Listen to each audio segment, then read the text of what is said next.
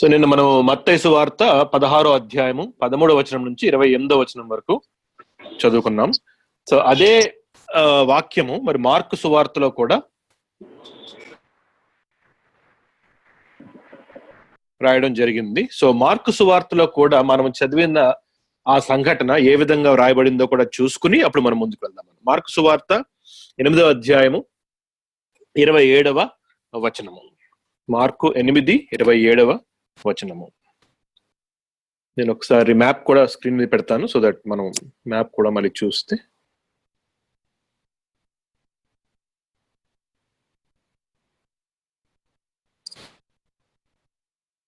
Right. So ఇప్పుడు screen మీద కనబడుతున్న మ్యాప్ లో మరి ప్రభువు పరిచర్య గలిలయ సముద్రము చుట్టూ ఉన్న ఆ గలిలయ ప్రాంతంలో జరుగుతుండగా అక్కడ ఈ బేత్సైదా ప్రాంతం నుంచి ఉత్తర దిక్కున ఒక పట్టణం ఉన్నది. ఆ పట్టణం పేరు ఫిలిప్పుదైన కైసరు పట్టణం. దాని తెలుగులో రాసుంటారు, ఇంగ్లీష్ లోనేమో సిజేరియా ఫిలిప్పై అనే ఈ పట్టణం. సో ప్రభువు ఈ బేత్సైదా అనే ప్రాంతం నుంచి ఈ ఉత్తర దిక్కున తన శిష్యులను తీసుకుని వెళ్ళి అక్కడున్న కొన్ని గ్రామంలో సంచరించిన తర్వాత శిష్యులను దగ్గర పెట్టుకుని వారిని ఒక ప్రశ్న వేశారు. ఆ ప్రశ్న ఏంటి, దానికి జవాబు ఏంటి మనం నిన్న చదువుకున్నాము. అదే మళ్ళీ మార్క్ లో కూడా అలా చదువుకుంటా ముందుకు వెళ్ళిపోదాము. ఏమన్నా మత్తయిలో కనపడని ఇన్ఫర్మేషన్ మనం ఇక్కడ ఉంటే దాన్ని ధ్యానిద్దాము, లేకపోతే మనం ముందుకు వెళ్ళిపోదాం. సో మార్కు సువార్త 8:27. యేసు తన శిష్యులతో ఫిలిప్పుదైన కైసరయతో చేరిన గ్రామములకు బయలుదేరాను. మార్గములో నుండగా నేను ఎవడనని జనులు చెప్పుచున్నారని తన శిష్యులను అడిగాను. మరి నిన్న మనం చూసుకున్నాం కదా, ఈ ప్రశ్న ఎందుకు వేశారు అంటే ప్రభువు వారిని అడగడానికి గల కారణం ఏంటంటే, నాతో పాటు ఉన్న మనుష్యులు నేను చేసిన అద్భుత కార్యములు కళ్ళారా చూశారు, సూచక క్రియలు చూశారు, నేను ఇచ్చిన స్వస్థతలో పాలిభాగస్తులు అయ్యారు. అంతేకాకుండా నేను సృష్టించి ఇచ్చిన భోజనం కూడా వారు తిని అందులో కూడా ఆ సూచక క్రియలో కూడా పాలిభాగస్తులు అయ్యారు. ఇవన్నీ నాతో ఉండి చూచి విని తరువాత వారు ఏమనుకుంటున్నారు? ఎందుకంటే ప్రభు దగ్గర డైరెక్ట్ గా చెప్పరు, కానీ ప్రభు లేనప్పుడు వాళ్ళలో వాళ్ళు మాట్లాడుకుంటూ శిష్యులు అక్కడ తిరుగుతున్నప్పుడు శిష్యులతో చెప్పిన వారి యొక్క స్టేట్మెంట్ ఏంటి అని చెప్పి ప్రభువు శిష్యులను అడిగినప్పుడు వారు ఏమని చెప్పారు? అందుకు వారు కొందరు బాప్తిస్మం ఇచ్చి యోహాన్ అనియు, కొందరు ఏలియా అనియు, మరికొందరు ప్రవక్తలలో ఒకడు అనియు చెప్పుకొనిచున్నారు అనిరి. మనము మత్తయిలో చూస్తే ఎక్స్ట్రా ఇన్ఫర్మేషన్ అక్కడ ఏముంది, అక్కడ ఇర్మియా అనియు అని కూడా రాయబడి ఉంది మత్తయిలో. సో మొత్తం 4 పేర్లు చెప్పారు. ఏలియా అని, బాప్తిస్మం ఇచ్చి యోహాన్ అని, ఇర్మియా గాని, కొందరు ప్రవక్తల్లో ఒకడని కూడా చెప్పుకున్నారని. అందుకు ఆయన, మీరైతే నేను ఎవడని చెప్పుచున్నారని వారిని అడగగా పేతురు, నీవు క్రీస్తు అని ఆయన చెప్పాను. మత్తయి ఏమనున్నది, నీవు సజీవుడగు దేవుని కుమారుడు అయిన క్రీస్తువి అని మత్తయిలో రాయబడింది. సో 2 కంపేర్ చేస్తున్నాను నేను. ఇందులో 2 కలుపుకుంటే మనకి పూర్తి అర్థం వస్తుంది. అప్పుడు తన్ను గూర్చిన ఈ సంగతి ఎవరితోనూ చెప్పవద్దని ఆయన వారికి ఖండితముగా చెప్పాను. మరి 30 నుంచి 29 నుంచి 30 వచనము వెళ్ళేక మధ్యలో జరిగిన సంభాషణ మత్తయి సువార్త రాయబడింది, మార్కు సువార్తలో అది మనకి కనపడదు. ఆ సంభాషణ ఏంటి? ఇది నీకు నరుడు తెలియచేయలేదు, కానీ పరలోకమందున్న తండ్రి అయిన దేవుడే నీకు ఈ సంగతి తెలియచేశారు. నీవు పేతురువి, ఇదిగో ఈ బండ మీద అంటే నా మీద నేను సంఘమును కట్టబోతున్నాను. పరలోక రాజ్యపు తాళపు చెవులు నేను నీకు ఇస్తున్నాను. నీవు భూమి మీద ఏది బంధిస్తావో పరలోక రాజ్యములో దాన్ని నేను బంధిస్తాను. నీవు భూమి మీద దేని విప్పుదువో దాని పరలోక రాజ్యములో నేను విప్పుదును. ఆ రాజ్యం అన్నది ముఖ్యము, ఎందుకంటే పరలోకములో కాదు. చాలా మంది అనుకున్నట్లు పరలోకపు తాళపు చెవులు పేతురుకి ఇవ్వలేదు దేవుడు. పరలోకపు రాజ్యం అంటే ఏంటి? దేవుడు ఇవ్వబోయే రాజ్యం అది. ఆ రాజ్యములోకి బంధించడము విప్పడం అంటే ఏంటంటే ఆ రాజ్య ప్రవేశ ద్వారములు సువార్త అనబడు ఒక సత్యము ద్వారా పేతురు ద్వారా దేవుడు మొదలు పెట్టాలని చెప్పి ఆకాంక్షించడం వల్ల, ఇదిగో పేతురు, నీ ఒక చిన్న రాయివి, నేను బండను, సంఘము నా మీద కట్టబడుతుంది. నీకు ఇచ్చే రెస్పాన్సిబిలిటీ అంటే నీవు సువార్త తీసుకొని ఆ పరలోక రాజ్యపు ప్రవేశాన్ని నీవు అందరికీ కూడా అయితే ఇస్తావు, లేకపోతే మోస్తావు. ఎందువల్ల? నీవిచ్చు సువార్త వలన ఎదుటి వారి యొక్క ప్రతిస్పందనను బట్టి వారి పరలోక రాజ్య ప్రవేశమా, పరలోక రాజ్య నిరాకరణ ఆధారపడి ఉంటుంది. అది ఆ స్పష్టమైన ఆ వాక్యము మనకి మార్కులో లేదు. 29 నుంచి 30కి స్కిప్ అయిపోయింది మీ సమ్మరైజ్ కాబట్టి. సో 30వ వచనంలో, అప్పుడు తన్ను గూర్చిన ఈ సంగతి ఎవరితోనూ చెప్పవద్దని ఆయన వారికి ఖండితముగా చెప్పెను. మరియు మనుష్య కుమారుడు అనేక హింసలు పొంది పెద్దల చేతను ప్రధాన యాజకుల చేతను శాస్త్రుల చేతను ఉపేక్షింపబడి చంపబడి 3 దినములైన తరువాత లేచుట అగత్యమని ఆయన వారికి బోధింపనారంభించెను. ఆయన ఈ మాట బహిరంగముగా చెప్పెను. సో ఆ మాట గట్టిగా మాట్లాడుతూ చెప్పారు, రహస్యంగా చెప్పలేదు, అందరూ ఉండగానే ఆ మాట చెప్పారు. ఏమని? శాస్త్రులు పరిసయ్యులు ప్రధాన యాజకుల చేత ఆయన ఉపేక్షించబడి తర్వాత చంపబడి తర్వాత 3 దినములైన తర్వాత తిరిగి లేచుట అగత్యము అని దేవుని యొక్క రహస్యము, ఆత్మీయమైన ఆ సంగతి, లోకమునకు రాబోవు రక్షణ గూర్చిన ఆ మాట దేవుడు స్పష్టంగా పలికినప్పుడు పేతురు ఒక మాట దగ్గర ఆగిపోయాడు. చంపబడి అన్న మాట విని తనకి ఇష్టమైన యేసుప్రభు చనిపోకూడదని చెప్పి వెంటనే ఏమన్నాడు? పేతురు ఆయన చేయి పట్టుకుని ఆయనను గద్దింపసాగెను. అందుకు ఆయన తన శిష్యుల వైపు తిరిగి వారిని చూచి, సాతానా నా వెనుకకు పొమ్ము. మనకి మత్తయి సువార్తలో ఏమనున్నది? పేతురు వైపు చూచి సాతానా నా వెనుకకు పొమ్ము. ఇక్కడ ఏమని రాసున్నది? ఆయన శిష్యుల వైపు తిరిగి వారిని చూచి సాతానా నా వెనుకకు పొమ్ము. నీవు మనుష్యుల సంగతులను మనస్కరించుచున్నావు గాని దేవుని సంగతులను మనస్కరింపకున్నావని పేతురును గద్దించెను. సో అక్కడ ఉన్న అందరి శిష్యుల వైపు చూసే ఈ మాట చెప్పారు, సాతానా నా వెనుకకు పొమ్ము. అంటే నీవు సాతాను ఏం చేసింది? వారి హృదయములను శారీరక భూ సంబంధమైన విషయముల వరకే ఆలోచించినట్లుగా బంధించాడు సాతాను. అంటే అడ్డుపడ్డాడు. వారు ఆత్మీయంగా ఇంకొక అడుగు ముందుకు వేసి ప్రభువు చెప్పిన ఆ 3వ దినం తిరిగి లేచుట పునరుద్ధానం గురించి ఆలోచించకుండా చంపబడి అనగానే అమ్మో చనిపోతున్నారు అన్న ఆ హ్యూమన్ ఎమోషన్స్ బయటకు వచ్చి ప్రభువుని గద్దింపసాగాడు. పేతురు యాక్చువల్ గా ప్రభువుని గద్దింపసాగాడు. చూడండి, పేతురు ఆయన చేయి పట్టుకుని ఆయనను గద్దింపసాగాను. నీకు జరగడానికి వీల్లేదు, నీకు జరగడానికి వీల్లేదు అని ఇన్సిస్ట్ చేస్తున్నాడు. మరి నిన్న మనం చదువుకున్న ప్రకారము అక్కడ ఏం జరిగింది?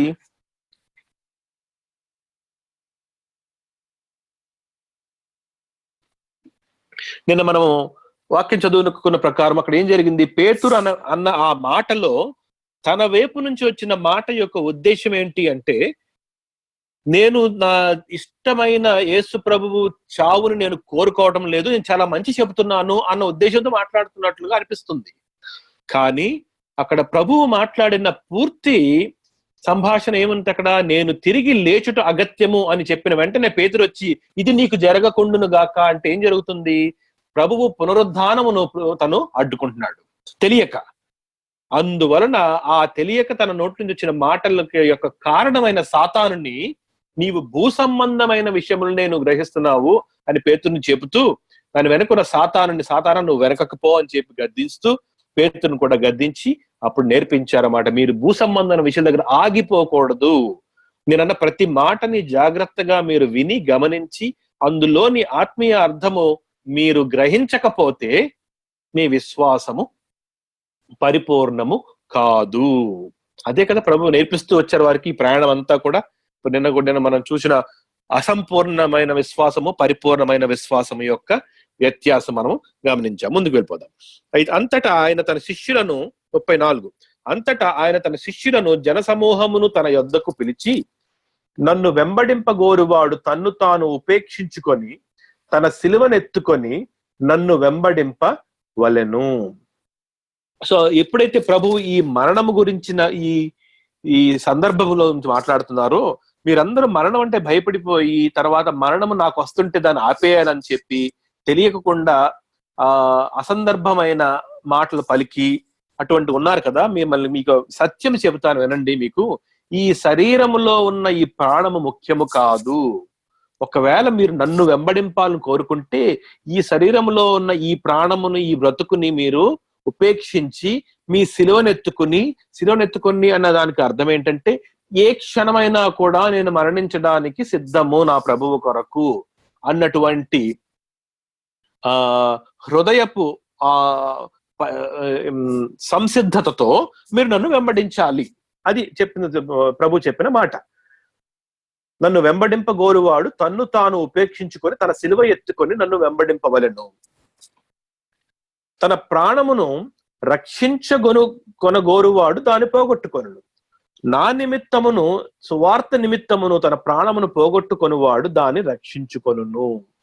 సో ఈ ప్రాణము మీరు నా నిమిత్తము, నా యందు మీరు ఉంచిన విశ్వాసము నిమిత్తము, మీరు పలికిన సువార్త నిమిత్తము మీ ప్రాణం పోయినా కూడా అసలైన మీ నిజమైన ప్రాణము రక్షింపబడుతుంది. ఇక్కడ మీరు పోగొట్టుకుంటారు, కానీ నిత్య జీవానికి మీరు రక్షించుకుంటున్నారు. ఒకవేళ ఇక్కడ రక్షించుకోవాలంటే మీరు ఏం చేస్తారు? నన్ను సృజిస్తారు. మీరు ఎప్పుడైతే నన్ను దూరం చేసుకుంటారో ఈ లోకంలో మీ ప్రాణం కొంతకాలం ముందు కొనసాగచ్చేమో, కానీ ఏదో ఒక రోజు 70-80 తర్వాత మీరు మరణించిన తర్వాత మీరు రాబో నిత్య జీవం మీరు కోల్పోతారు. అది చాలా స్పష్టంగా ప్రభు ఇక్కడ చెప్పారు. ఒకడు సర్వలోకమును సంపాదించుకొని తన ప్రాణమును పోగొట్టుకున్నట్టు వానికి ఏమి ప్రయోజనము? మనుష్యుడు తన ప్రాణమునకు ప్రతిగా ఏమి ఇయ్యగలుగును? వ్యభిచారమును పాపమును చేయు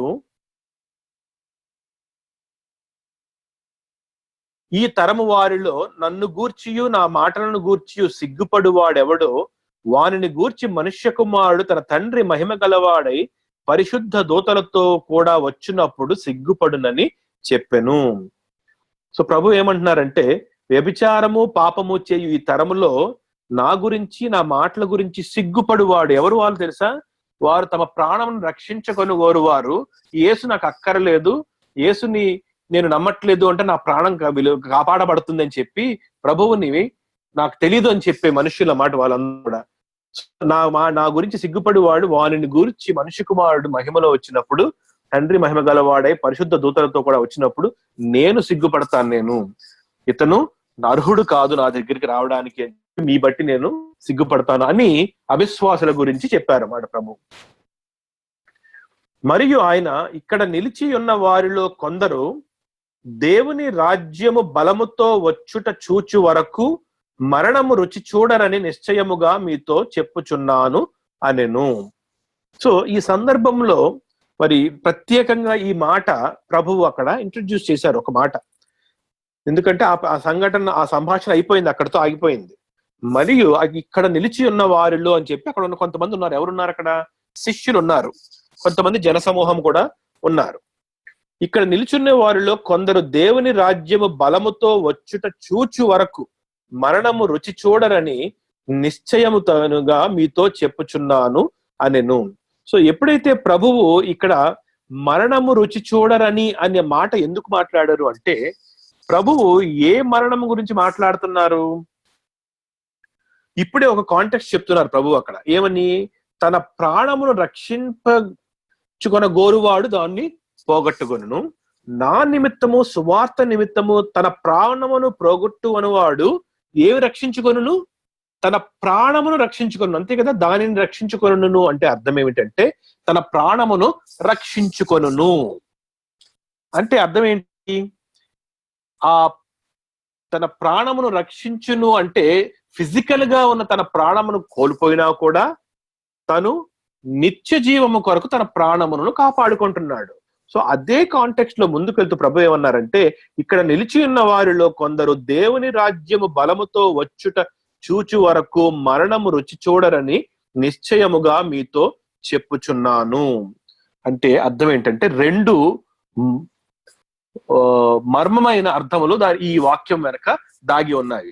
ఒకటేమిటంటే, మనుష్యులు శారీరకంగా మరణించినను ఆత్మీయంగా వారికి మరణము ఉండదు. అంటే నేను వచ్చి తీసుకొని వరకు కూడా విశ్వాసులైన వారు కొందరు, నిలిచిన వారిలో కొందరు అంటే ఎవరు అంటే అది విశ్వాసులకు ఉపమానము. నిలిచిన వారంటే ఇక్కడ నిలిచిన వారిలో కొందరు విశ్వాసులు అంటే ఆ విశ్వాసులు లోకము అంతము వెళ్ళు వరకు విశ్వాసులు ఎప్పుడూ కూడా నిలిచి ఉంటూనే ఉంటారు. సో ఆ విశ్వాసులు నిలిచి ఉన్నప్పుడు దేవుని రాజ్యము బలముతో నేను వచ్చినప్పుడు వారిని మరణము వారికి చేరకు మునుపే నేను పరలోక రాజ్యంలోకి తీసుకుని వెళ్ళిపోతాను నేను. అంటే ఎవరైతే తన్ను తాను ఉపేక్షించుకుని ఎత్తుకొని ప్రాణం నాది కాదు అనుకుని విశ్వాస జీవితంలో కొనసాగి వెళ్ళిపోతుంటారో, ఈ విశ్వాస ప్రయాణం కొన్ని వేల సంవత్సరాల ముందుకు వెళ్తుందో, ప్రభు ఆ ఫ్యూచర్ కి వరకు తీసుకువెళ్ళి దేవుని రాజ్యము బలముతో వచ్చినప్పటికీ అనేక మంది విశ్వాసులు మరణము రుచి చూడకుండా నా దగ్గరికి రాబోతున్నారు అన్న మర్మము దాని వెనక దాగి ఉన్నది. అదే మాట యోహాను సువార్తలో ఒక మాట యోహానుకు చెప్పారు మాట. అందరం కూడా యోహాను సువార్త 21వ అధ్యాయము ఓపెన్ చేద్దాం, ఎందుకంటే ఆ వాక్యం చదివితే గాని ఈ వాక్యం మనకు అర్థం కాదు. యోహాను సువార్త 21వ అధ్యాయము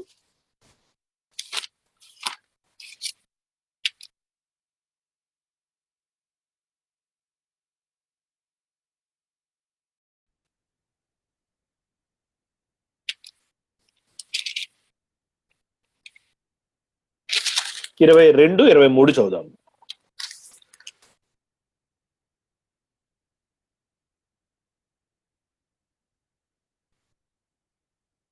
ఇరవై 21, 22 యోహాను సువార్త 21వ అధ్యాయము 20, 21, 22 చదువుతున్నాను.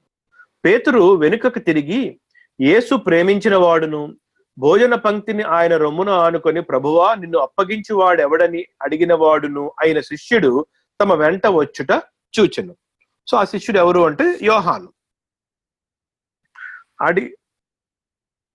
వెంట వచ్చుట చూచెను. పేతురు అతన్ని చూచి, అంటే యోహాను చూచి, ప్రభువా ఇతని సంగతి ఏమగునని యేసును అడిగాను. యేసు, నేను వచ్చు వరకు అతడుండుట నాకు ఇష్టమైతే అది నీకేమి, నీవు నన్ను వెంబడించుము అనెను. కాబట్టి ఆ శిష్యుడు చావడు అను మాట సహోదరులలో ప్రచురమాయను.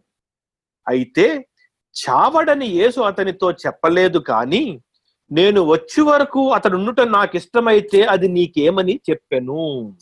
ఇది రాసింది ఎవరు? అక్కడ కాంటెక్స్ట్ లో ఉన్న యోహానే రాశాడు ఇది.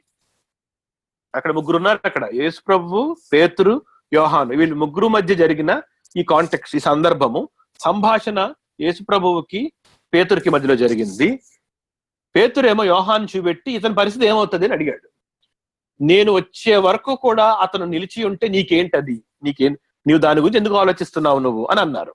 మరి ప్రభువు నోట్లో వచ్చిన ప్రతి మాటని చాలా కేర్ఫుల్ గా అబ్జర్వ్ చేస్తాడు కదా పేతురు, ఎందుకంటే ఆ మాటలు బట్టే తన యొక్క ప్రతిస్పందన ఉంటూ వచ్చింది. సో ఎప్పుడైతే ప్రభువు ఇలాగా అన్నారో, యోహాను నేను వచ్చే వరకు ఉండుట నాకు ఇష్టమైతే నీకేమి అన్నారో, ఏం జరిగింది అక్కడ? శిష్యులందరిలో ప్రచారం అయింది ఏంటంటే యోహాను చనిపోడు అని. కానీ యోహాను ఏం చేశాడు? బ్రతికొండగానే దాన్ని క్లారిఫై చేశాడు. ఎందుకంటే తను రాస్తున్న యోహాను సువార్త రాస్తున్నాడు 21వ అధ్యాయం ఆఖరి వచనం మీద. ఈ ఆఖరి వచనం రాస్తున్నప్పుడు యోహాను ఏమి కన్ఫర్మ్ చేశాడంటే, నేను ఖచ్చితంగా చనిపోబోతున్నాను నేను. అంటే అర్థం ఏంటంటే, అంటే నేను చావడని చెప్పి యేసు ఎక్కడా కూడా చెప్పలేదు. ఆ మాట అలా అనడానికి వెనుక ఒక మర్మం ఉంటుంది కనుక మీరు ఆ మర్మమును అర్థం చేసుకోవాలి. అంతేగాని ఆ మాటని ఫేస్ వాల్యూతో తీసుకుంటే అసలు యోహాన్ అనేవాడు చనిపోడు అని చెప్పి రాయబడుతుంది. అది కాదు అని చెప్పి క్లారిఫై చేసి అతను ఏమన్నాడు, యోహాన్ ఏమన్నాడు? 23, కాబట్టి ఆ శిష్యుడు చావడు అను మాట సహోదరులలో ప్రచురమాయను. అయితే చావడని యేసు అతనితో చెప్పలేదు, కానీ నేను వచ్చే వరకు అతడు ఉండుట నాకు ఇష్టమైతే అది నీకేమని చెప్పెను అని క్లారిఫై చేసిన తర్వాత ఈ సంగతులను సాక్షించుచు ఇవి రాసి ఇచ్చిన శిష్యుడు ఇతడే, ఇతని సాక్ష్యము సత్యమని ఎరుగుదుము. అది యోహాను గురించిన సాక్ష్యము. సో ప్రభువు ఈ మరణం గురించి మర్మముగా ఎందుకు చెప్పారు అంటే 2 రకాలుగా ఉన్నాయి. ఒకటి, యోహాను ఆత్మలో పరలోక రాజ్యమును ప్రత్యక్షంగా చూసిన శిష్యులలో ఒకడు. ఎందుకంటే పౌలు కూడా చూశాడు, యోహాను కూడా చూశాడు. ఎందుకు? తను బ్రతికి ఉండగానే ప్రభువు పరలోకమునకు తీసుకువెళ్లారు, అక్కడ ఉన్న సింహాసనం చూపెట్టారు. అదంతా కూడా అది విజన్ కాదు, డ్రీమ్ కాదు, అతను ఆత్మలో ఉండగా తీసుకువెళ్లారు. సో అది డైరెక్ట్ విజిటేషన్ టు హెవెన్లీస్. అది వెళ్ళినప్పుడు అక్కడ ప్రభు అంతా కూడా చూపెట్టడం జరిగింది. సో యోహానుకు ఉన్న ప్రత్యేకత ఏమిటి అంటే, తను పరలోక రాజ్యముని ప్రభువు యొక్క దర్శనంలో చూశాడు, తను ఆత్మలో ఉండగా చూశాడు, తను రాస్తూ ఉండగా వినగా చూశాడు. ఇవన్నీ కూడా యోహానుకి వర్తిస్తాయి. అతని మామూలుగా శారీరక మరణం గురించి ప్రభువు చెప్పలేదు. నేను వచ్చే వరకు ఇతను ఉండుట అంటే ప్రభువు రాకడ అనేది యోహాను చూశాడా? చూశాడు. ఎక్కడ చూశాడు? తన ఆత్మలో ఉండగా ఆత్మ పరవశుడై దర్శనములో ప్రభువు రాకను చూడడం జరిగింది. సో ఆ విధంగా ఈ వాక్యము యొక్క వెనుక ఉన్న మర్మము చాలా లోతైనది కనుక అది అక్కడ ఉన్న ఫేస్ వాల్యూతో దాన్ని తీసుకోకూడదు. అంటే ఇక్కడ నిలుచున్న వారు నేను వచ్చే వరకు మరణం రుచి చూడరు అంటే అందరూ ఏమనుకుంటారంటే అంటే 2000 సంవత్సరాల వయసున్న మనుషులు ఉన్నారా ఈ ప్రపంచంలో అన్న ఆలోచన వస్తుంది.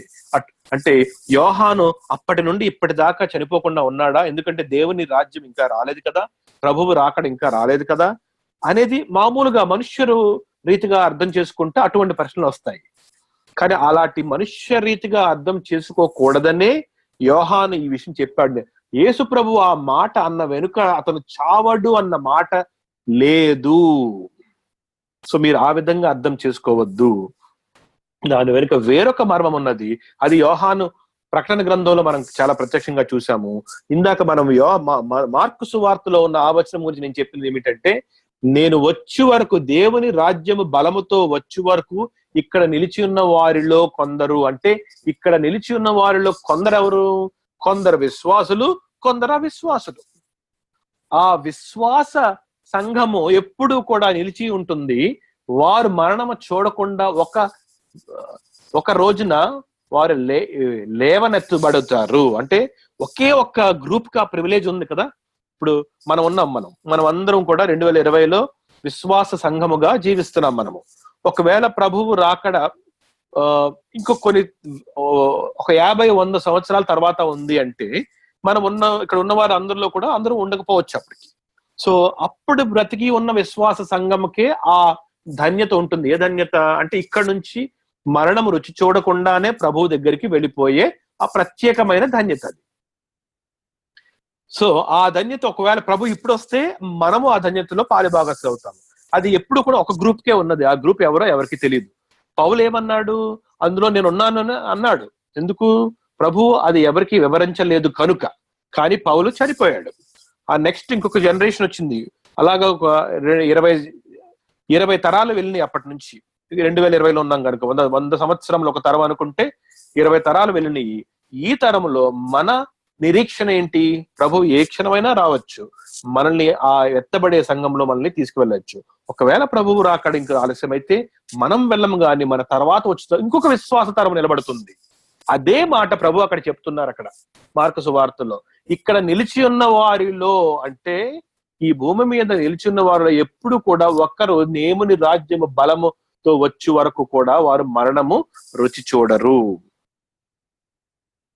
ఎందుకంటే వారికి ఒక ప్రత్యేకమైన ధన్యత నేను ఇవ్వబోతున్నాను అని ఇంట్రడ్యూస్ చేశారన్నమాట ఆ మర్మముని. ఎందుకంటే అప్పటికి ఇంకా పౌలుకి చెప్పలేదు ఆ మాట. పౌలు ఇంకా అప్పటికి ఇంకా విశ్వాసిగా మారలేదు. పౌలుకి ఇచ్చిన మర్మము ఇంకా 1 తెస్సలోనికి రాసిన పత్రికలో రాయబడిన మర్మము ఇంకా బయలుపరచక ముందే ఈ మాట మనకి మార్కు సువార్తలోను మత్తయి సువార్తలోను ప్రభు చెప్పడము జరిగింది. మరియు ఆయన ఇక్కడ నిలిచి ఉన్న వారిలో కొందరు దేవుని రాజ్యము బలముతో వచ్చుట చూచు వరకు మరణము రుచి చూడరని నిశ్చయముగా మీతో చెప్పుచున్నాను అనెను. అది ఆ మాట సడన్ గా మధ్యలో వస్తుంది. ఆ మాట పైన కాంటెక్స్ట్ వేరు, కింద కాంటెక్స్ట్ వేరు. సో ప్రభువు ఇంట్రడ్యూస్ చేసిన అది ఒక మర్మం. సో ఇది మనం చదువుకున్న అక్కడ జరిగిన కైసరయ ఫిలిప్పిలో జరిగిన సంఘటన. మరి ఇంకొకసారి లూకా సువార్తలో కూడా ఈ మాట ఒకసారి చూద్దాము. అది చూసుకుని మనం ముందుకు వెళ్దాం.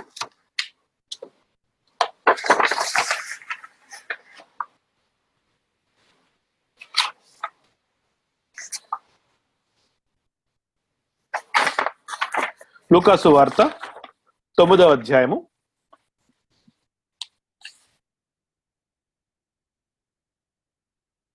18వ వచనం. లూకా 9:18. ఒకప్పుడు ఆయన ఒంటరిగా ప్రార్థన చేయుచుండగా ఆయన శిష్యులు ఆయన యొద్ద ఉండిరి. సో ఎక్కడిది ఇక్కడ రాయబడలేదు. లూకా సువార్తలో ఏ ప్రదేశంలో ఉన్నారో రాయబడలేదు. కానీ మనకి తెలుసు ఏ ప్రదేశంలో ఉన్నారో. ఎలా తెలుసు మనకి? ఇదే సంఘటన మనం మార్కు సువార్తలోను మత్తయి సువార్తను చదివి ఉన్నాం కనుక ఆ ప్రదేశం ఏమిటి అంటే కైసరయ ఫిలిప్పు అన్న దగ్గర గ్రామములకు వెళ్తుండగా ఆ మార్గ మధ్యంలో ఆ ప్రదేశం చేరినప్పుడు ప్రభువు అడిగిన ప్రశ్న, నేనెవడనని జన సమూహములు చెప్పుకొనిచున్నారని ఆయన వారిని అడుగగా వారు, బాప్తిసం ఇచ్చి యోహాననియు, కొందరు ఏలియా అనియు, కొందరు పూర్వకాలపు ప్రవక్త యొక్కడు లేచిననియు చెప్పుకొనుచున్నారు అనేది. అందుకు ఆయన, మీరైతే నేనెవడనని చెప్పుకొనుచున్నారని వారిని అడగగా, పేతురు, నీవు దేవుని క్రీస్తువు అనెను. మత్తయిలో దేవుని కుమారుడైన, సజీవుడైన దేవుని కుమారుడైన క్రీస్తు, మార్కులో నీవు క్రీస్తు, లూకాలో నీవు దేవుని క్రీస్తువి అనెను. అంత ఫుల్ సెంటెన్స్ లోనే వారు ఒక్కొక్క పార్ట్ తీసుకుని రాయడం జరిగింది. 21. ఆ తర్వాత జరిగిన సంభాషణ మత్తయిలో మనం చూసిన సంభాషణ ఇక్కడ కనపడదు, స్కిప్ అయిపోయిన తర్వాత ఆయన ఇది ఎవరితోనూ చెప్పవద్దని వారికి ఖండితముగా ఆజ్ఞాపించి, అంటే ఏది స్కిప్ అయింది అక్కడ? పేతురు, బండ, పరలోక రాజ్యపు తాళపు చెవులు, ఆ ఒక్క కాంటెక్స్ట్ మాత్రం కేవలం మత్తయి సువార్తలోనే రాయబడింది. మిగిలిన దాంట్లో మార్కులోను, లూకాలోను అది లేదు. కనుక ఆ నెక్స్ట్ పార్ట్, ఆయన ఇది ఎవరితోనూ చెప్పవద్దని వారికి ఖండితముగా ఆజ్ఞాపించి, మనుష్య కుమారుడు బహుశ్రమలు పొంది పెద్దల చేతను, ప్రధాన యాజకుల చేతను, శాస్త్రుల చేతను విసర్జించబడి చంపబడి 3వ దినములు లేచుట అగత్యమని చెప్పెను. మరియు ఆయన అందరితో ఇట్లనెను. చూసారా, ఆ 22 తర్వాత పేతురుతో జరిగిన ఆ సంభాషణ లూకాలో కనపడదు మనకి. అది కేవలం మార్కు, మత్తయిలోనే రాయబడింది. సాతానా నా వెనుకకు పొమ్ము అన్నది మనకి లూకాలో కనపడదు, స్కిప్ అయిపోతుంది. ముందుకు వెళ్దాం. 23. మరియు ఆయన అందరితో ఇట్లనెను, ఎవడైనను నన్ను వెంబడింపగోరిన ఎడల తన్ను తాను ఉపేక్షించుకొని ప్రతిదినము తన సిలువను ఎత్తుకొని. చూసారా, తన సిలువను ఎత్తుకొని అని మార్కు, మత్తయిలో ఉంది. ఇక్కడ ప్రతిదినము అని ఎందుకు వచ్చిందంటే ఎవ్రీ మూమెంట్ అన్న మాట ఎంఫసిస్ ఉంది అక్కడ. అందుకని ఆ 3 చదివినప్పుడే మనకి ఆ పూర్తి అర్థం తెలుస్తుంది. అంటే మరణానికి సిద్ధమనేది ఒకసారి కాదు, ఒకసారి అనుకోవడం కాదు. ఏ క్షణమైనా కూడా నాకు మరణం వస్తే నాకు పర్వాలేదు.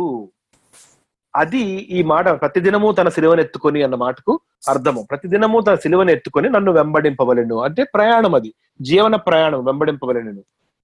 అది అంటే ప్రభు అక్కడ వారితో చెప్పింది ఏంటంటే, వెంబడించమంటే ప్రభుతో పాటు ఉండి నడవడం గురించి కాదు అక్కడ. అది శారీరకమైన ఆలోచన. అది నన్ను వెంబడించువాడు ఎవరు? నా ఆజ్ఞలను వెంబడించువాడు, నా వాక్యమును వెంబడించువాడు. చాలా మంది ఏమనుకుంటారంటే ప్రభువుని వెంబడింపాలంటే అప్పుడు పేతురు ఆ వలలు వదిలేసి వెంబడించాడు కదా, ఆ వెంబడించడం అనుకుంటారు ఈ వాక్యం అర్థము. కానీ కాదు. ఈ వాక్యం అర్థం ఏంటంటే తన జీవితంలో యేసయ్యను విశ్వసించి ఆయన వాక్యం ప్రకారంగా జీవించుట అనేది వెంబడించడం అన్నమాట. అందుకనే ప్రభు చెప్పారు ఆ మాట, నన్ను వెంబడింపగోరిన ఎడల ఈ విధంగా ప్రతి దినము తన సిలువను ఎత్తుకొని నన్ను వెంబడింపవలెను. తన ప్రాణమును రక్షించగనుగోరువాడు దాన్ని పోగొట్టుకొనును, నా నిమిత్తమై తన ప్రాణమును పోగొట్టుకున్నవాడు దాన్ని రక్షించుకొనును. ఒకడు లోకమంతయు సంపాదించి తన్ను తాను పోగొట్టుకొనిన ఎడల లేక నష్టపరచుకొనిన ఎడల వానికి ఏమి ప్రయోజనము? నన్ను గూర్చియు నా మాటలను గూర్చియు సిగ్గుపడు వాడెవడో వాని గూర్చి మనుష్య కుమారుడు తనకును తన తండ్రికిని పరిశుద్ధ దూతలకును కలిగి ఉన్న మహిమతో వచ్చినప్పుడు. ఇది ఫుల్ సెంటెన్స్. మార్కులో హాఫే రాయబడింది, మత్తయిలో స్కిప్ చేయబడింది. కానీ పూర్తి సెంటెన్స్ మనకి లూకాలో. ఒక్క నిమిషం ప్రవీణ్ గారు. Right, okay. లూకాసు వార్తలో మనకి పూర్తి సెంటెన్స్ రాయబడింది.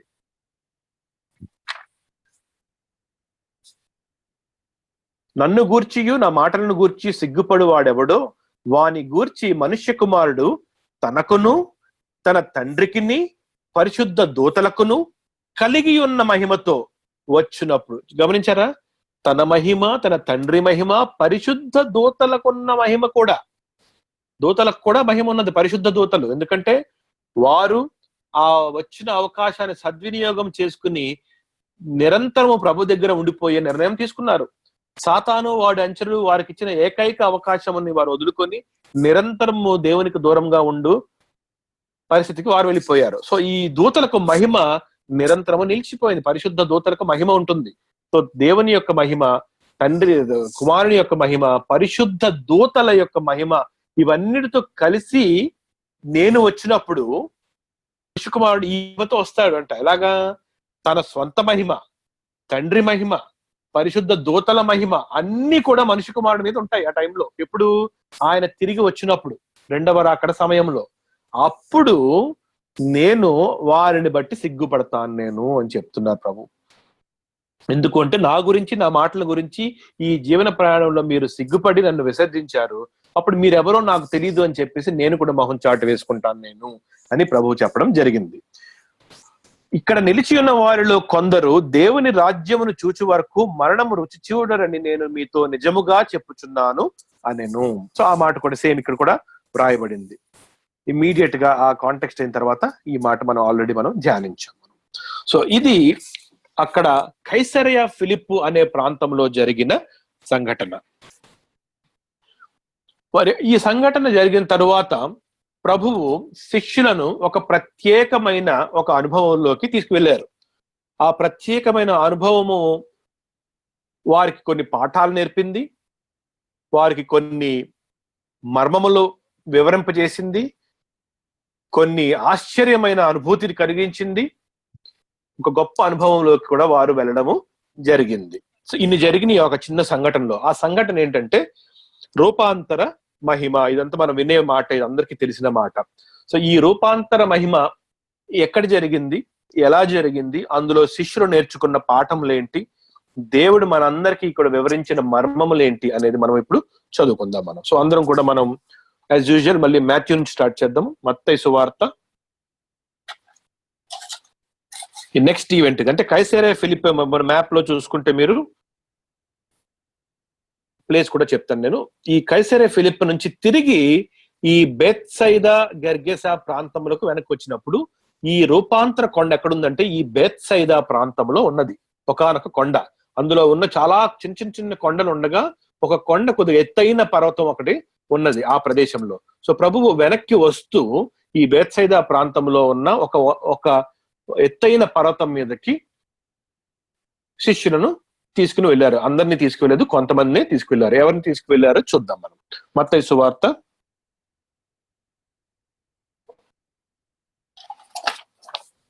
17వ అధ్యాయము 1వ వచనం చదువుదాం. మత్తయి 17:1. 6 దినములైన తరువాత యేసు పేతురును, యాకోబును, అతని సహోదరుడైన యోహానును వెంట పెట్టుకొని ఎత్తైన యొక్క కొండ మీదకి ఏకాంతముగా పోయి వారి ఎదుట రూపాంతరము పొందెను. సో అది ఫస్ట్ వచనం మనకి. సో 6 దినములైనవి. మనం లూకా సువార్తలో అయితే రమారమి 8 దినములు అన్న మాట ఉంటుంది అక్కడ. అందుకనే రమారమి అనే వర్డ్ చేరవేయడం జరిగింది అక్కడ. మత్తయి పర్ఫెక్ట్ గా రాశాడు ఎగ్జాక్ట్ గా 8 దినములైన తర్వాత జరిగిందో. 6 దినములైన తర్వాత ప్రభువు శిష్యులందరినీ కూడా మరి పంపివేసి 3 మాత్రమే తన దగ్గర ఉంచుకున్నారు. ఎవరు? పేతురు, యాకోబు, యోహాను. యాకోబు, యోహాను అన్నదమ్ములు, పేతురు ఒకడే ఉన్నాడు అక్కడ. సో పేతురును, యాకోబును, అతని సహోదరుని యోహాను వెంట పెట్టుకుని ఎత్తైన యొక్క కొండ మీదికి ఏకాంతముగా పోయి వారి ఎదుట రూపాంతరము పొందెను. ఆయన ముఖము సూర్యుని వలె ప్రకాశించెను, ఆయన వస్త్రములు వెలుగు వలె తెల్లనివి ఆయను. ఇదిగో మోషేయు ఏలియాయు వారికి కనపడి ఆయనతో మాట్లాడుచుండిరి. అప్పుడు పేతురు, ప్రభువా, మనం ఇక్కడ ఉండుట మంచిది. నీకిష్టమైతే ఇక్కడ నీకు ఒకటియు, మోషేకి ఒకటియు, ఏలియాకు ఒకటియు 3 పర్ణశాలలు కట్టుదును అని యేసుతో చెప్పాను. అతడు ఇంకనూ మాట్లాడుచుండగా ఇదిగో ప్రకాశమానమైన యొక్క మేఘము వారిని కమ్ముకొనెను. ఇదిగో ఈయన నా ప్రియ కుమారుడు, ఈయన యందు నేను ఆనందించుచున్నాను, ఈయన మాట వినుడని. ఒక నిమిషం.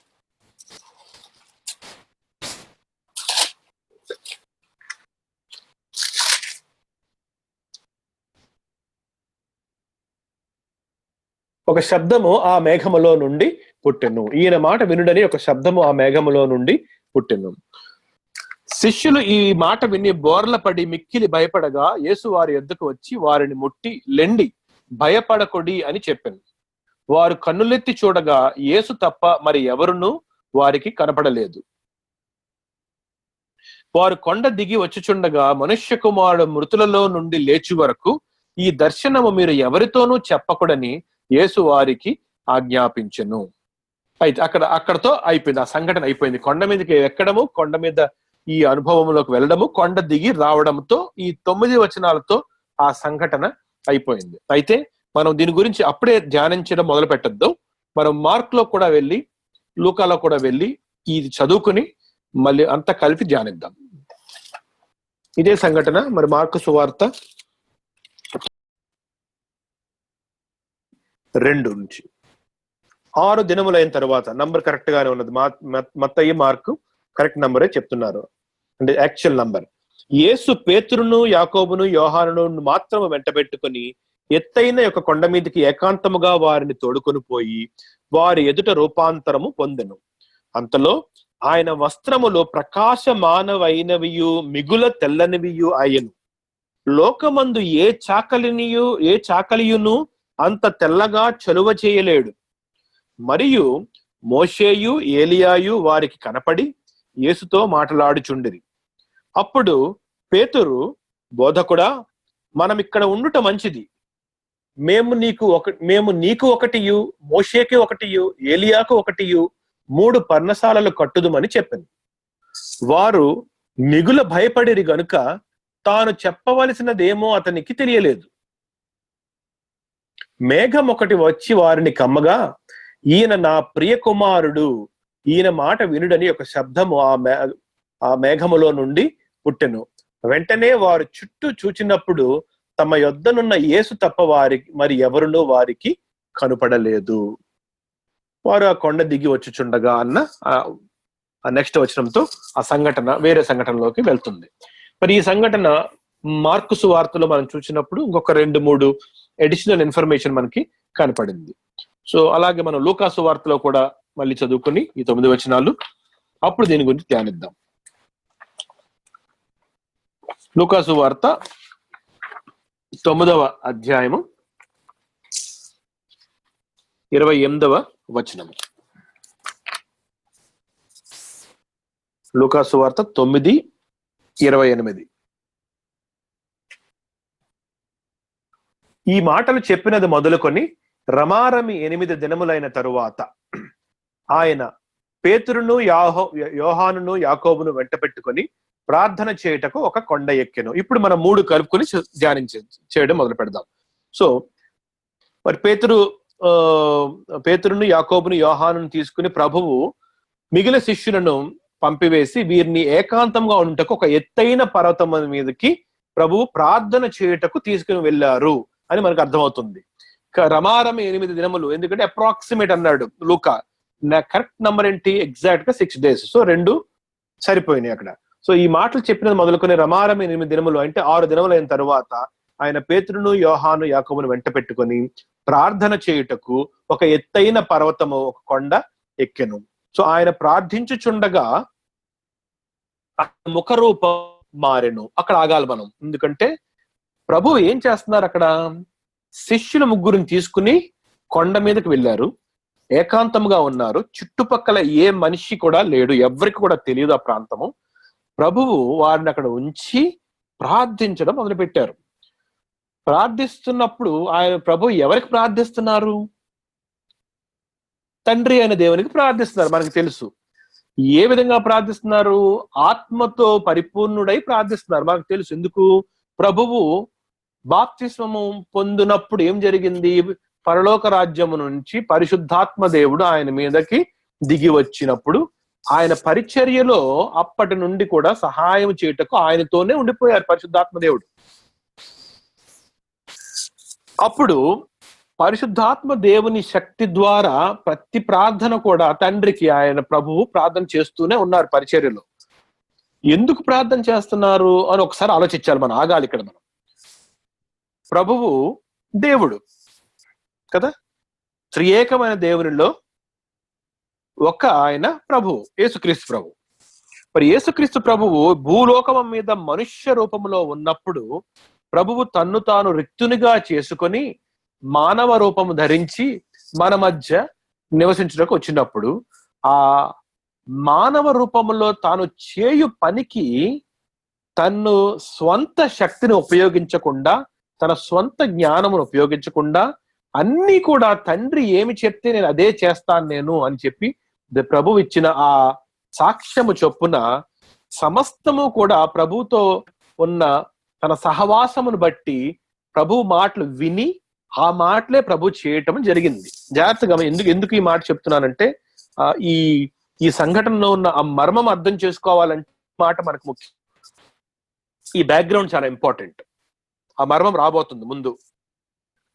సో ప్రభువు తన పరిచర్యలోను, తన జీవన ఆఖరి 3.5 సంవత్సరంలోను కంటిన్యూస్ గా తండ్రితో ఉన్న ఫెలోషిప్ లో, సహవాసంలో తను ఏమి చేయాలి అన్నది మాత్రం నాన్ స్టాప్ ఆ ఇన్ఫర్మేషన్ తండ్రి దగ్గర నుంచి పొందుకొని దాని విధముగానే ప్రభువు తన పరిచర్యను కొనసాగించారు.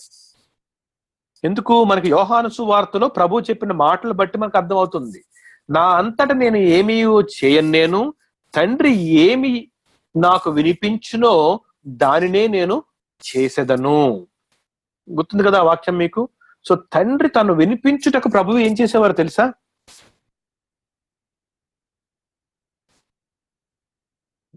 తండ్రి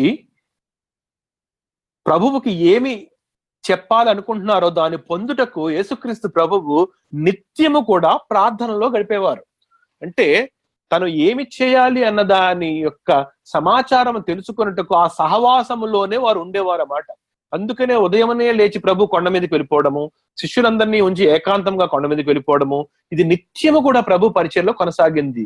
ఎందుకు వెళ్ళారు ప్రభు అంటే ఆ పరస్పర సహవాసం కొరకు, అంతేకాకుండా ఆ సహవాసంలో ఆ దేవుని యొక్క ఆ ఆజ్ఞల యొక్క సమాచారము పొందుకొనుటకు ప్రభువు నిత్యము ప్రార్థనలో గడపడం జరిగింది. సో ఆ విధముగానే ఈ కొండ మీదకి వచ్చినప్పుడు ప్రభువు తండ్రిని ప్రార్థన చేస్తున్నారు. తండ్రి, నేను రాబో దినముల్లో చేయబోయే కార్యముల యొక్క వివరము నాకు కావాలి అని ప్రార్థన చేస్తున్నారు. అదేంటన్నా మీరు ఎలా చెప్పగలుగుతున్నారు అలాగా అంత డైరెక్ట్ గా అని మీరు అడగచ్చు.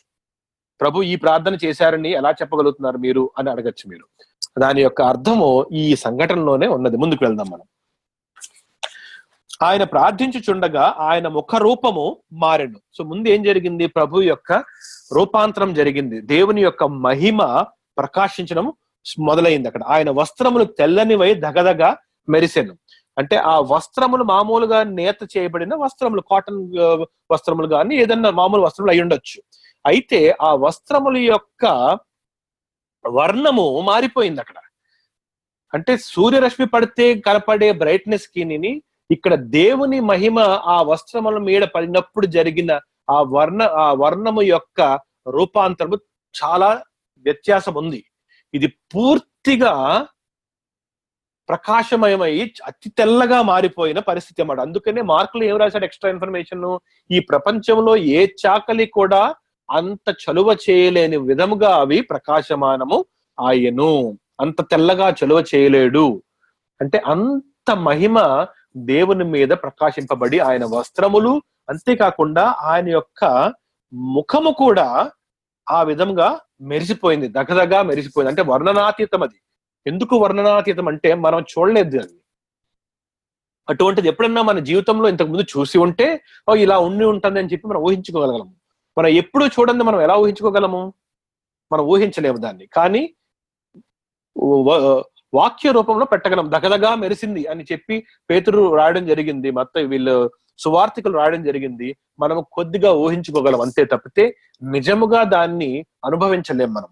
అదే పేతురు, యాకోబు, యోహాను అక్కడ అనుభవించి వారు చెప్పిన మాట ఏంటంటే, ఆయన ముఖరూపం మారేను, ఆయన వస్త్రములు తెల్లనివై దగదగా మెరిసెను, మరియు 2 పురుషులు ఆయనతో మాట్లాడుచుండిరి, వారు మోషే, ఏలియా అనువారు. సో ఇక్కడ లూకాకు వచ్చేసరికి మనకు ఆ ఇన్ఫర్మేషన్ ఇంకా ముందుకు వెళ్తుంది, అడిషనల్ ఇన్ఫర్మేషన్. అక్కడ మోషే, ఏలియా వారికి కనపడి ఆయనతో మాట్లాడుచుండిరి అని చెప్పి మత్తయిలో కూడా రాయబడింది. అయితే వారు మహిమతో అగపడి ఆయన యెరూషలేములో నెరవేర్చబోవు నిర్గమమును గూర్చి మాట్లాడుచుండిరి. అసలు మోషే, ఏలియా ఎందుకు వచ్చారు అక్కడికి? ప్రభు కొండ మీదకి ఎందుకు ఎక్కారు? దాని అంతటికి ఈ వచనంలోనే మనకి ఆ మర్మము విడమర్చి చెప్పడం జరిగింది.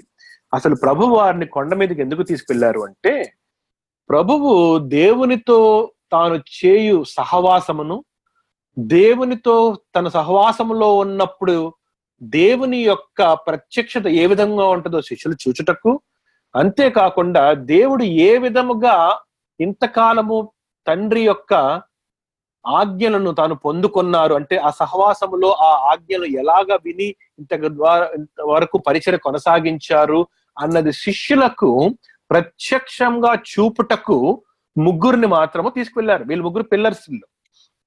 ఎందుకంటే తర్వాత రాబోవు పరిచర్యలో వీళ్ళ ముగ్గురు పిల్లర్స్ గా ఉన్న ముగ్గురు అపోస్తలులు.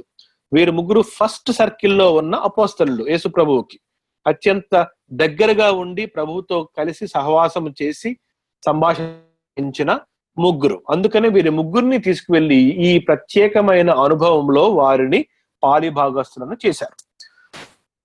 ఇంత ముందు ఆ విషయం జరిగి ఉంటుందా? జరిగి ఉండొచ్చు. ఎందుకంటే ప్రభు ఏకాంతముగా కొండ మీదకి వెళ్ళిన సంఘటనలు అనేకం ఉన్నవి. అవన్నీ మనకి తెలియాల్సిన అవసరము లేదు.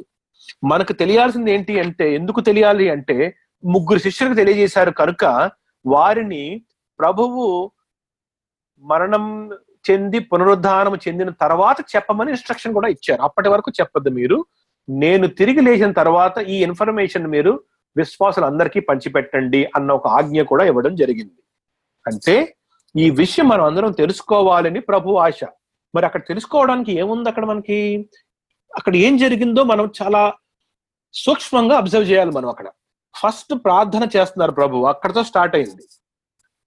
ఎందుకు ప్రార్థన చేస్తున్నారు అన్న విషయం మనం యోహాను సువార్తలో చదువుకున్నాం. మనం ప్రభు ఎప్పుడు కూడా సహవాసం కోరి తను ఏమి చేయాలో తండ్రి దగ్గర నుంచి ఆ ఆజ్ఞలను తెచ్చుకున్నారు. ఎప్పుడు తండ్రి ఆజ్ఞ ప్రకారమే నడుచుకుంటున్నానని. సో ఆ ప్రార్థన చేస్తున్న ఆ ప్రక్రియలో ఇక్కడ ఒక వింత జరిగింది. అక్కడ ఏమని, ప్రభువుకి ఒక విషయం మాట్లాడడానికి మహిమలో మోషే ఏలియా రావడం జరిగింది.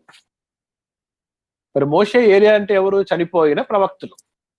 మోషే చనిపోయాడు, ఏలియా కొనిపోబడ్డాడు. ఏలియా చనిపోలేదు. సో ఇద్దరు రెండు విధములుగా బ్రతికిన పరలోకానికి వెళ్ళిన ఇద్దరు ప్రవక్తలు. మోషే కూడా ప్రవక్తే, ఎందుకంటే నా వంటి ఒక ప్రవక్తను అన్నాడు కాబట్టి మోషే కూడా ప్రవక్తే, ఏలియా కూడా ప్రవక్తే మనకు తెలుసు. సో మోషేనేమో చనిపోయిన తర్వాత అతని శరీరం ఎవరికి కనపడకుండా దాచివేయబడింది. ఆ శరీరం గురించి సాతాను, మిఖాయేలు ఆకాశ మండలంలో ఫైట్ కూడా చేసుకున్నారు మోషే శరీరం గురించి. అది ఇంకొక మర్మము. సో ఈ మర్మములో నిలబడిన ఇద్దరు ప్రవక్తలు మోషే, ఏలియా. ఎందుకంటే మనకు అన్ని విషయాలు తెలియదు వారు ఎక్కడున్నారు అనేది, కానీ వారిని దేవుడు తీసుకువెళ్ళిపోయి మహిమలో ఉంచారు అన్న విషయము ఇక్కడ మన ప్రత్యక్షంగా తెలుస్తుంది. సో వారి ఇద్దరిని దేవుడు, తండ్రి అయిన దేవుడు పంపించారు. అంటే ఆ ఇన్స్ట్రక్షన్ ఇస్తున్నారు అక్కడ. ఏమని? రాబో దినముల్లో నీవు శిలువ మరణము పొంది ఏ విధముగా నీవు రాబో పరిచర్య చేయాలో అన్న విషయానికి సంబంధించిన మాటలు ప్రార్థనలో ప్రత్యక్షంగా మాట్లాడకుండా దేవుడు ఏలియాను, మోషేను మెసెంజర్స్ లాగా పంపించి అక్కడ యేసయ్యతో మాట్లాడిస్తున్నారు. అందరూ అనుకోవచ్చు యేసయ్యకి తెలీదా అంటే, కావాలని తెలియకుండా ఉన్నారు ప్రభు. ఆ మాట చెప్పడానికి కారణం ఏంటి? యేసయ్య, నేను ఏది కూడా నా స్వంతంగా నిర్ణయం తీసుకుని నేను చేయను, నేను ప్రతిదీ కూడా దేవుని దగ్గర, నా తండ్రి దగ్గర నుంచి విని నేను చేస్తానని చెప్పారు. కానీ అవసరం ఉందా? యాక్చువల్గా లేదు. ఒకవేళ ఆయన తన మహిమను, తన శక్తిని ఉపయోగించుకుంటే ఆయనకి భూత, వర్తమాన, భవిష్యత్ కాలంలో అన్ని కూడా తెలుసు యేసయ్యకి. కానీ తను తాను రిక్తునిగా చేసుకొని మహిమని విడిచిపెట్టి వచ్చినందువలన ఆ మహిమ ఆ సమయంలో వచ్చింది. గమనించారా? ఆ మహిమతో ఎప్పుడు కూడా ప్రభు నడవలేదు. ఆ కొండ ఎక్కే ముందు మహిమ లేదు, కొండ దిగిన తర్వాత ఆ మహిమ లేదు. ఎందుకంటే ఆ మహిమను ఆయన రిక్తునిగా వచ్చే మహిమ అంటే వదులుకుని వచ్చారు పరలోక రాజ్యంలో. మనకు తెలుసు ఎందుకు వదులుకు వచ్చారో. మన ఫిలిప్పీయులకు రాసిన పత్రిక 2వ అధ్యాయం 5 నుంచి 11 వచ్చిన వాళ్ళకి చాలా ప్రత్యక్షంగా మనకి ఆ విషయం తెలుసు. కనుక ఒకే ఒక సమయంలో ఆయన ప్రార్థిస్తుండగా ఈ శిష్యులకు ఆ అనుభవం తెలియాలి. ఈయన ఎంత మహిమను వదులుకుని వచ్చారు అన్న విషయం తెలుసుకొనుటకు. ఎందుకంటే అప్పటిదాకా వారికి ఏమీ తెలియదు. ఈయన ఎవరో మానవ రూపంలో మా దగ్గరికి వచ్చారు, బతుకుతున్నారు, నీ దేవుని కుమారుడు అని మాకు తెలుసు, క్రీస్తు అని మాకు లేఖనంలో తెలుసు, తండ్రి పరిశుద్ధాత్మ దేవుని ద్వారా మాలో ప్రేరేపించిన దాన్ని బట్టి తెలుసు. కానీ కళ్ళతో ప్రత్యక్షంగా ఈ రోజు చూడబోతున్నారు వీరు. అది చాలా ముఖ్యము ఆ సమయంలో. సో ఆ అనుభవము గుండా శిష్యులను, ముఖ్యంగా ఈ ప్రైమరీ 3ని తీసుకువెళ్ళుటకు ప్రభువు ఆ కొండ ఎక్కి ప్రార్థన చేసినప్పుడు ఆ మహిమను దేవుడు, తండ్రి అయిన దేవుడు యేసయ్య మీద ప్రకాశింప చేసినప్పుడు శిష్యులు చూశారు. అంతేకాకుండా ఆ సహవాసములో అడిగిన ప్రశ్నకు జవాబుగా ఏలియా మోషే వచ్చి ఏం మాట్లాడారు? ప్రభువు రాబోవు దినములో చేయబోయే అతి పెద్ద కార్యం, అతి ముఖ్యమైన కార్యము ఏంటది? డిపార్చర్, నిర్గమము.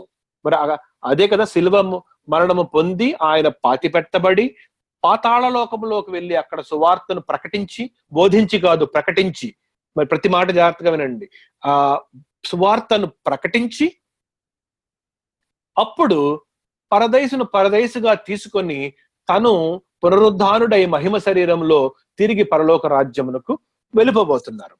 ఇవన్నీ మనం ఇటు సైడ్ ఉన్నాం కాబట్టి, మనం చదువుకున్నాం కాబట్టి మనకు తెలుసు. కానీ మనం టైంలో శిలువ మరణానికి ముందు వెళ్ళినప్పుడు ఈ ఇన్ఫర్మేషన్, ఈ ఆజ్ఞ తండ్రి అయిన దేవుడు ఏలియా మోషేతో యేసుక్రీస్తు ప్రభువుకి ఇప్పించడము జరిగింది. అందువలన అక్కడ ఆ మాట, మరియు ఆ ఇద్దరు పురుషులు ఆయనతో మాట్లాడుచుండిరి, వారు మోషే ఏలియా అనువారు, వారు మహిమతో అగపడి ఆయన యెరూషలేములో నెరవేర్చబోవు నిర్గమమును గూర్చి మాట్లాడుచుండిరి. పేతురును అతనితో ఉన్నవారును నిద్రమత్తుగా ఉండిరి. మరి చూస్తున్న ఈ ముగ్గురు వారికి ఏమీ అర్థం కావట్లేదు. యేసయ్యను అలా ఎప్పుడు చూడలేదు వారి జీవితంలో. మహిమ గల మాటలు విన్నారు కానీ మహిమ గల రూపం ఎప్పుడు వారు చూడలేదు. సో ఆల్రెడీ వారికి నిద్ర వచ్చేస్తుంది, వారికి నిద్రమత్తులో ఉన్నారు. కానీ వారు మేలుకొనినప్పుడు ఆయన మహిమను ఆయనతో కూడా నిలిచి ఉన్న ఇద్దరు పురుషులను చూసిరి. సో ఆ మత్తులోంచి కొద్దిగా బయటకు వచ్చి కాస్త సెన్సెస్ లోకి వచ్చిన వెంటనే యేసుక్రీస్తు ప్రభువు మహిమతో ఉండడము, వారు మేలుకొనినప్పుడు అది ఆయన మహిమతో ఉండడము, ఆయన దగ్గర ఉన్న ఇద్దరు పురుషులు కూడా మహిమతో కలిసి నిలబడి ఆయనతో మాట్లాడడము వారు చూశారు. ఆ ఇద్దరు పురుషులు ఆయన యొద్ద నుండి వెళ్ళిపోవచుండగా, సో ఏం జరుగుతుంది? వీళ్ళు చూస్తుండగానే వారు వెళ్ళిపోవడం జరుగుతుంది. అంతా మహిమలో జరుగుతుంది. ఎందుకంటే వారు వెళ్ళిపోవడం అంటే కొండ దిగి వెళ్ళిపోవడం కాదు, వాళ్ళు మహిమలో ఆకాశం నుండి వచ్చారు, వారు ఆకాశంకు వెళ్ళిపోవడం వీళ్ళు చూస్తున్నారు. అంతా ఇదంతా అద్భుతము, అంటే న్యాచురల్ గా జరిగింది కాదు, ఇది మానవాతీతంగా జరుగుతున్న ఒక సంఘటన పేతురు, యాకోబు, యోహాను కళ్ళ ముందు జరుగుతుంది. సో మోషే ఏలియా ఆయన యొద్ద నుండి వెళ్ళిపోచుండగా అప్పుడు పేతురు మాట్లాడడం మొదలుపెట్టాడు. ఏం మాట్లాడాడు? ఏలినవాడా, మనం ఇక్కడ ఉండుట మంచిది. నీకు ఒకటియు, మోషేకు ఒకటియు, ఏలియాకు ఒకటియు 3 పర్ణశాలలు మేము కట్టుదుమని తాను చెప్పినది తాను ఎరుగకయే చెప్పెను. ఆ మహిమను చూసిన సంభ్రమాశ్చర్యంలో తను ఏం మాట్లాడుతున్నాడో తనకు అర్థం కావటం లేదు. తను తెలియకుండా ఏదో మాట్లాడేస్తున్నాడు. ఏమని? ఏలియా వచ్చాడు, మోషే వచ్చాడు, నీతో మాట్లాడుతున్నారు. వారిద్దరూ ఏలియా మోషే అన్న జ్ఞానం కూడా దేవుడు వీరికి ఇచ్చారు. లేకపోతే ఎలా తెలుస్తుంది వారు మోషేని ఏలియాని? పేతురు ఎప్పుడన్నా మోషేని చూశాడా? ఏలియాని చూశాడా? వారి ముఖ వర్చస్సు ఎలా ఉంటుందో వారికి తెలుసా? తెలీదు, ఫిజికల్ గా తెలీదు. కానీ ఆ రోజు వచ్చింది మోషే, ఏలియా అని దేవుడు, యేసయ్య పేతురు, యాకోబు, యోహానికి చెప్పలేదు. వారు తెలుసుకొనున్నట్లుగా వారి హృదయముల్లో అది ఉంచారు. ఎందుకంటే ప్రభు ఇదిగో వీరిద్దరూ, ఈయన మోషే, ఈయన ఏలియాని పరిచయం చేయలేదు అక్కడ. కానీ వీరికి తెలిసిపోయింది, ఎందుకంటే వీరు తెలుసుకోవాలి. వెంటనే పేతురు ఏమన్నాడు? తన ఆత్మలో తను తెలుసుకున్న విషయాన్ని బట్టి తను ఏం మాట్లాడాలో తెలియక, నీకొక పర్ణశాల, మీరు ముగ్గురు ఇక్కడే ఉండిపోండి, మహిమలో కనపడ్డారు. తను ఏం మాట్లాడాలో తెలియట్లేదు. ఒక సలహా దేవుడికి ఇవ్వడం మొదలుపెట్టాడు యేసయ్యకి. పర్ణశాల 1, పర్ణశాల 2, పర్ణశాల 3, మీ ముగ్గురు ఇక్కడే కొండ మీద ఉండిపోండి. పర్ణశాల అంటే దేనికది? నివసించడానికి. సో కొండ మీద నివసించమని చెప్తున్నాడు పేతురు ఇండైరెక్ట్ గా. దానికి మేమే కట్టి పెడతామని కూడా చెప్పాడు. అతడు ఇలాగో మాట్లాడుచుండగా మేఘం ఒకటి వచ్చి వారిని కమ్మెను. సో ఆ మాటలు ఇంకా జరుగుతుండగానే పైనుండి మేఘం వచ్చి కొండ మీద వరకు వచ్చేసింది మేఘం.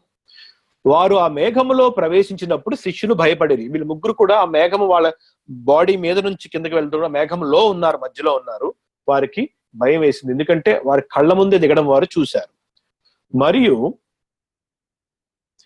ఈయన నేను ఏర్పరచుకున్న నా కుమారుడు, ఈయన మాట వినుడి అని ఒక శబ్దము ఆ మేఘములో నుండి పుట్టెను. సో ఇప్పుడు అక్కడ ఉన్న పేతురు, యాకోబు, యోహానుతో తండ్రి అయిన దేవుడు ప్రత్యక్షంగా మాట్లాడారు. ఈయన నేను ఏర్పరచుకున్న నా కుమారుడు, ఈయన మాట వినుడి. అంతేగాని మీరు ఈయనకి సలహాలు చెప్పొద్దు. దాని వెనక అతను ఉన్న మాట అది. మీరు వినడానికి పిలువబడ్డారు, చెప్పడానికి పిలువబడలేదు యేసయ్యకి. మోషే పేతురు ఏమంటున్నాడు, ప్రవ్వా మీరు ఇక్కడ ఉండండి, నేను చూసుకుంటానంత. అంటే తన ఎప్పుడు కూడా తన యొక్క శారీరకమైన భూ సంబంధమైన ఆలోచనలు తను ఏం చేస్తుంటాడు, యేసయ్య మీద ఇష్టం ప్రకటిస్తున్నాడు ఎప్పుడు కూడా. కానీ అది భూ సంబంధమైన, లోక సంబంధమైన, శరీర సంబంధమైన ఆ స్థాయిని దాటి ముందుకు వెళ్ళలేకపోతున్నాడు. ఇక్కడ కూడా అక్కడ మోషేను ఏలియాను వారు మాట్లాడడం చూసి ఆ విషయం ప్రభు దగ్గర నుంచి విని నేర్చుకోకుండా ప్రభువుకి ఏం చెప్తున్నాడు, నువ్వు ఇక్కడ ఇల్లు కట్టి ఇక్కడ ఉంచేస్తాను మిమ్మల్ని, మీరు ముగ్గురు ఉండిపోండి అంటున్నాడు. అక్కడ నివసించడం అది కేవలం భూ సంబంధమైన విషయం. కానీ అక్కడ ఏలియా ఎందుకు వచ్చారు, ఏం మాట్లాడారు, నాకు ఆ మర్మం మాకు చెప్పండి అని అడిగి తెలుసుకోవలసిన ఎక్స్పెక్టేషన్ దేవుడు పేతురికి ఇచ్చారు. సో పేతురు అది చేయకపోవడం వలన, ఆ విధంగా మాట్లాడడం వల్ల వెంటనే తండ్రి అయిన దేవుడు పేతురికి తద్వారా విశ్వాసులందరికీ, మనందరికీ కూడా చెప్పిన మాట ఏంటంటే, ఆయన దేవుడు ఏర్పరచుకోరిన దేవుని యొక్క ప్రియ కుమారుడు, యేసయ్య మాట మీరు వినుడి, ఫుల్ స్టాప్, అంతే, ఇంకేమీ లేదు, అక్కడతో పీరియడ్, అంతే. ఈయన మాట వినుడి అనే ఒక శబ్దము ఆ మేఘములో నుండి పుట్టెను. ఆ శబ్దము వచ్చిన తర్వాత యేసు మాత్రమే అగపడెను. ఒక్కసారి ఆ శబ్దం వచ్చిన వెంటనే ఏమైపోయింది, మహిమ, మోషే, ఏలియా, మేఘము, శబ్దము అన్ని మాయమైపోయింది, వెళ్ళిపోయాయి అన్ని కూడా. అంటే అది లాస్ట్ కాన్వర్సేషన్. మళ్ళీ యేసయ్య మామూలు నరుడుగా వాళ్ళ కళ్ళ ముందు కనపడ్డారు. సో ఎప్పుడైతే మామూలు నరుడుగా వారి కళ్ళ ముందు కనపడారో అప్పుడు ఏం జరిగింది, అక్కడ తాము చూచిన వాటిలో ఒకటియు ఆ దినములలో ఎవరికి తెలియచేయక వారు ఊరకొండిరి. ఇది లూకా సువార్తలో ఈ మాట స్కిప్ చేయడం జరిగింది. ఎందుకు చేయలేదు తెలుసా? ఎందుకు చేయలేదు అంటే, మనం మత్తయి సువార్తకి వెళ్దాం. అక్కడ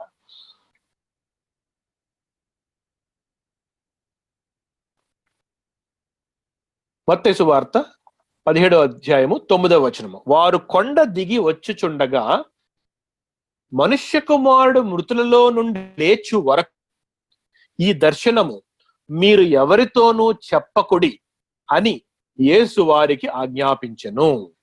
సో ఆ కొండ మీద యేసయ్య మళ్ళీ మామూలుగా నరునిగా మారిపోయిన తర్వాత వారు కొండ దిగి వస్తున్నప్పుడు దేవుడు ఒక ఆజ్ఞ ఇచ్చారు. ఏమనంటే, ఈ మాట నేను తిరిగి లేచు వరకు, మనిషి కుమారుడు మృతులలో నుండి తిరిగి లేచు వరకు మీరు ఎవరితో కూడా చెప్పద్దు. దాని కంటిన్యూషనే మనం లూకా సువార్తలో 36వ వచనము. తాము చూచిన వాటిలో ఒకటియు ఆ దినముల్లో ఎవరికి తెలియచేయక వారు ఊరకొండిరి. ఎందుకు ఊరకొండిరి? యేసయ్య ఆజ్ఞాపించారు గనుక. ముందుకు వెళ్దాం. లేచి వరకు ఈ దర్శనము మీరు ఎవరితోనూ చెప్పకూడని యేసు వారికి ఆజ్ఞాపించను. ఇక్కడ తాము చూచిన వాటిలో ఒకటియు ఆ దినముల్లో ఎవరికి తెలియచేయక వారు ఊరకొండిరి. మరునాడు వారు కొండ దిగి వచ్చినప్పుడు బహుజన సమూహం ఆయన ఎదురుగా వచ్చెను. అది నెక్స్ట్ ఈవెంట్. మత్తయి సువార్తలో కూడా ఆఖరి వచనం చదువుకుని మనం ఈ రోజు ఈ బైబిల్ స్టడీని క్లోజ్ చేసుకుందాం. మత్తయి సువార్త 9వ అధ్యాయము, మార్కు సువార్త 9వ అధ్యాయం. వారు ఆ కొండ దిగి వచ్చుచుండగా, మార్కు 9:9 చదువుతున్నాను నేను. వారు ఆ కొండ దిగి వచ్చుచుండగా మనుష్య కుమారుడు మృతులలో నుండి లేచినప్పుడే గాని అంతకు ముందు మీరు చూచిన వాటిని ఎవరితోనూ చెప్పవద్దని ఆయన వారికి ఆజ్ఞాపించెను. మృతులలో నుండి లేచుట అనగా ఏమిటో అని వారు ఒకరితో ఒకడు తర్కించుచు ఆ మాట మనస్సున ఉంచుకొనిరి. ఈ 10వ వచనంతో క్లోజ్ అవుతుంది ఈవెంట్. మార్కు సువార్త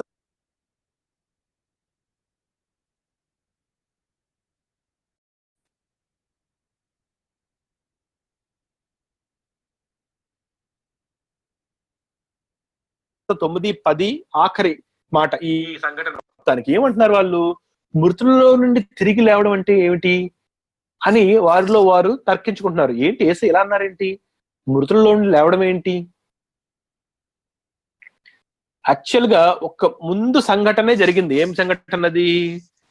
నేను శాస్త్రుల చేత, పరిసయ్యుల చేత, ప్రధాన యాజకుల చేత ఉపేక్షించబడి చంపబడి 3వ దినమున తిరిగి లేచుట అగత్యమని మీతో చెప్పుచున్నాను. నేను ఆల్రెడీ ఇన్ఫర్మేషన్ వచ్చింది అక్కడ. ఆ ఇన్ఫర్మేషన్ వచ్చినప్పుడు పేతురు అన్న మాటకి దేవుడు గద్దించి, యేసయ్య గద్దించి, మీరు మనుష్యుల సంగతులనే ఆలోచిస్తున్నారు గాని దేవుని సంగతులను ఆలోచించటం లేదు అని అన్నారా?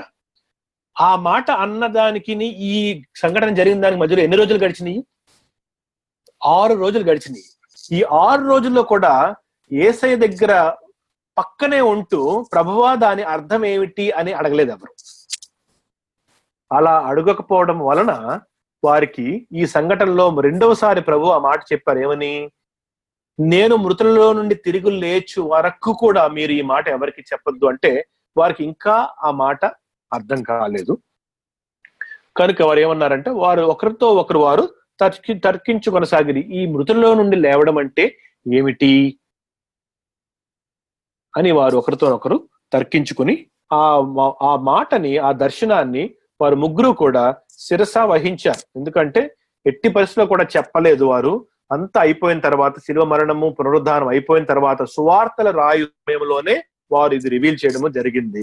కనుక మన అందరికీ కూడా వాక్య రూపంలో ఈ రోజు మనము చదువుకోగలిగాము ఈ సంఘటన.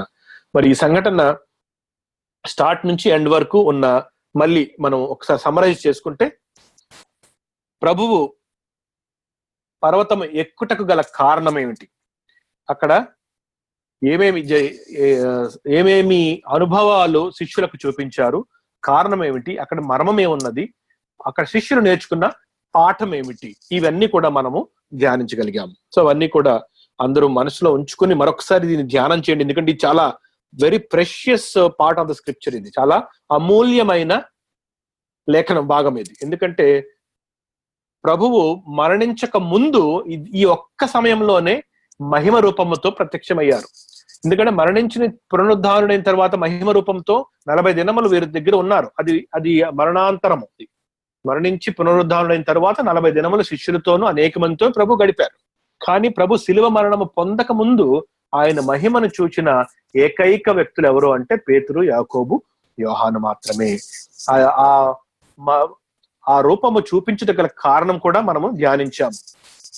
ఎందుకంటే మనం అందరము కూడా ఆ ఏ మహిమనైతే ప్రభువు వదులుకొని మన కోసం వచ్చి, ఆ మహిమను వదులుకున్నప్పుడు ప్రభువు ఏ విధంగా సహవాసములో ప్రార్థన ద్వారా తండ్రి దగ్గర నుంచి ఆజ్ఞలను విని నేర్చుకుని అవి నెరవేరుస్తున్నారో ఆ ప్రక్రియని వారికి అక్కడ చూపెట్టడం జరిగింది.